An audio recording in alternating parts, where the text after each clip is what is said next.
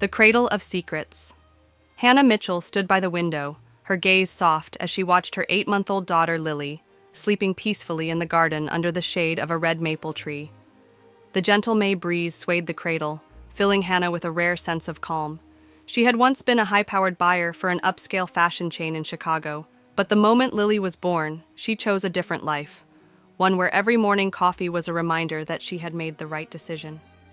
Unwanted expectations. Is Lily still asleep? Ethan's warm voice drifted from the home office doorway. His deep brown eyes reflected exhaustion from long hours as a software engineer, but behind them was always unwavering love. She finally is. She barely slept last night. I just hope today is better, Hannah sighed. Ethan wrapped his arms around her, pulling her close. You're doing an amazing job. Lily is lucky to have a mother like you. Hannah smiled into his chest, but their moment of peace didn't last. The shrill ring of her phone cut through the quiet. She glanced at the screen. Sophie. Hannah sighed before answering. Let me guess, this is about the expensive cradle? She was right. Sophie, her older sister, was a high-profile executive at a luxury interior design firm. She was always up to date with trends and obsessed with prestige.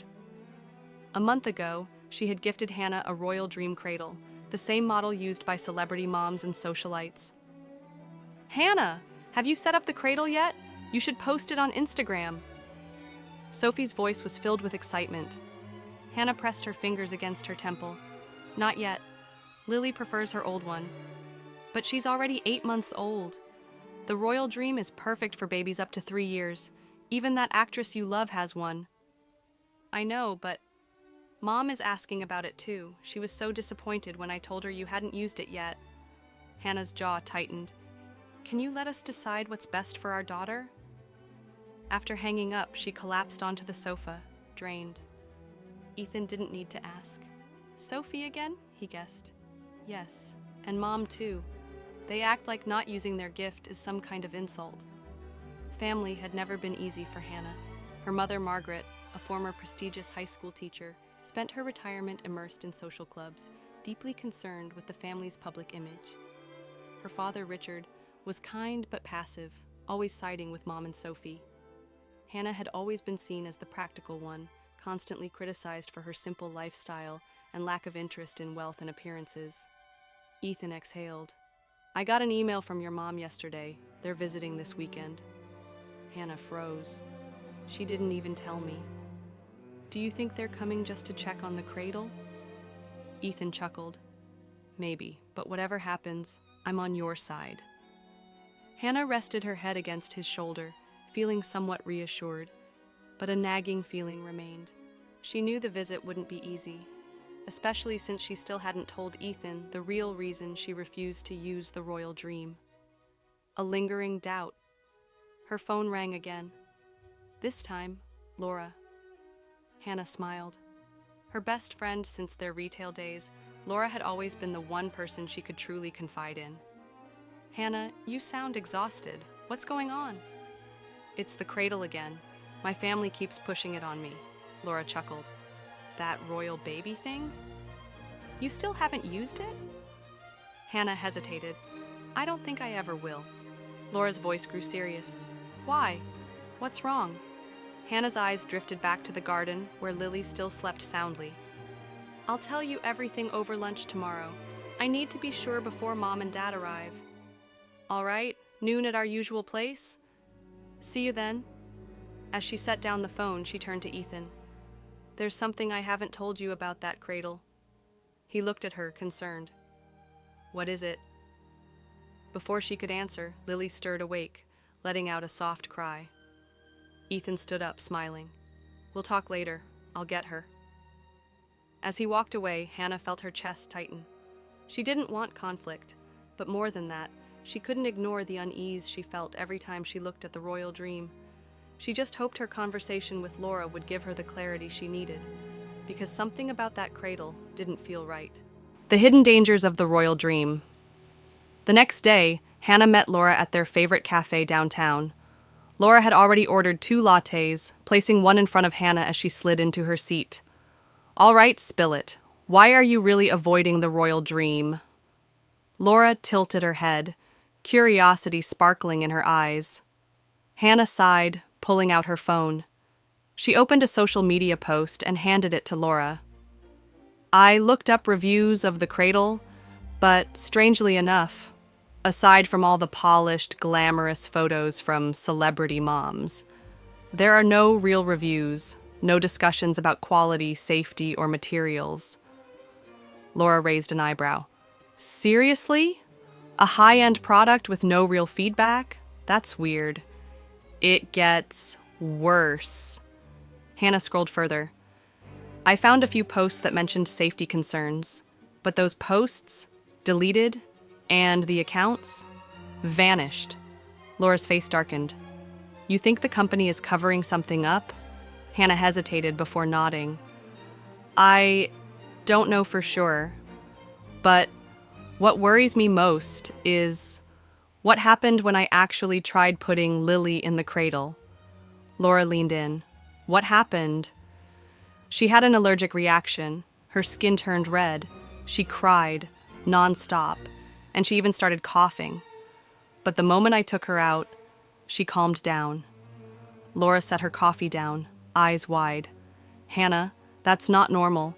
If something in that cradle is causing a reaction, this could be dangerous." Hannah nodded grimly. "I know, but my family won't listen. To them, the royal dream isn't just a crib. It's a status symbol. If I refuse to use it, they'll see it as an insult." Laura exhaled. "Then let's get proof." Hannah frowned. "What do you mean?" "I know someone in child product safety testing. If there's anything wrong with that cradle, we'll find it. And then?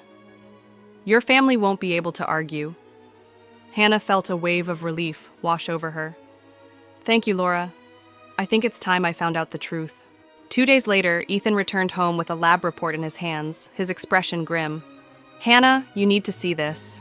He handed her the test results, his voice serious. "The coating on the crib contains dangerously high levels of formaldehyde, way above the legal safety limits. It can cause allergic reactions, skin irritation, and even respiratory issues in infants." A chill ran down Hannah's spine. "So it wasn't just in my head. Lily was reacting to the chemicals." Ethan nodded. "And that's not all." He flipped to another section of the report. "The adhesive used in the crib contains a banned flame retardant, one that has been outlawed in several countries because of its harmful effects on human health, especially in young children." Hannah's hands clenched around the paper. "So the royal dream isn't just an overpriced luxury item, it's a toxic trap." Ethan exhaled. "We have to do something." Hannah took a deep breath. "I'll talk to my family, but I doubt they'll believe me easily." The weekend arrived, and Hannah's parents and Sophie stepped into the house. As soon as they entered, Sophie made a beeline for Lily's room, her eyes scanning the space. "Hannah! Where's the royal dream? Did you hide it?" Sophie's voice carried a half-joking, half-accusatory tone. Hannah took a deep breath, gripping the lab report tightly. "Sophie, there's something important I need everyone to know. The crib isn't safe for Lily." Margaret's expression darkened. "Not safe? What are you talking about? This is a top-tier luxury brand. You can't just believe some unverified rumors on the internet." Hannah met her mother's sharp gaze with unwavering seriousness. "I'm not relying on rumors. This is a lab-tested report." She placed the document on the table. "The crib contains formaldehyde levels far above the safety limit, a chemical that can cause allergic reactions and respiratory issues.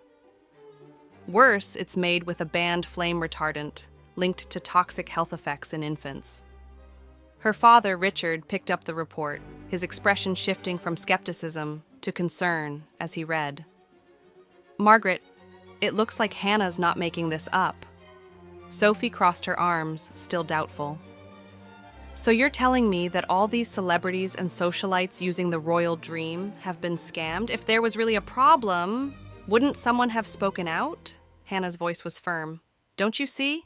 Every negative review is mysteriously deleted. The company is covering it up. Have you ever wondered why there aren't any real consumer reviews? Just perfectly staged marketing photos? Margaret shook her head, still clinging to denial. But this was a gift from the family. We put so much thought into choosing it for you and Lily. You can't just throw it away because of one report. Hannah's jaw tightened, her voice unwavering. I don't care about prestige or appearances. I care about Lily's safety, and if you don't believe me, see for yourself. She gently lifted Lily and placed her near the crib. Almost immediately, red splotches appeared on Lily's delicate skin. Her tiny body shuddered, and she began coughing uncontrollably. Margaret's face went pale. Sophie froze, eyes wide. The room fell into stunned silence. Then, Ethan stepped forward, his voice steady but firm. This isn't paranoia. This isn't overreacting. If you truly love Lily, then believe what's happening right in front of you. A long, heavy pause stretched between them. Margaret's shoulders sagged as the weight of reality sank in. She nodded slowly, her voice softer, almost apologetic. I'm sorry, I didn't know. Sophie, for once, had no comeback. She simply lowered her gaze. I was wrong to pressure you, Hannah. The truth prevails. For the first time, Hannah felt heard. She had spent so long being dismissed, having her choices belittled, but not this time. Not when it came to Lily. Hannah exhaled deeply, relief washing over her. The royal dream was no longer a symbol of luxury. It was a symbol of everything she refused to compromise on. And now, her family finally understood why. Hannah knew that protecting Lily wasn't enough. If the royal dream cradle had endangered her child, then how many other babies were at risk? She couldn't stay silent. With Ethan's support, she contacted investigative journalists, providing them with lab test results and evidence of social media censorship. At the same time, she published a detailed post online, warning other parents about the hidden dangers of the product. Her story spread like wildfire. Other parents started coming forward, mothers who had noticed strange reactions in their babies, but had been dismissed or ignored. Public outrage erupted. The pressure on Royal Dream intensified, and soon the company was forced to recall the product. It was a massive scandal. Luxury influencers who had promoted the cradle now scrambled to distance themselves. Lawsuits followed. The brand's prestige crumbled overnight.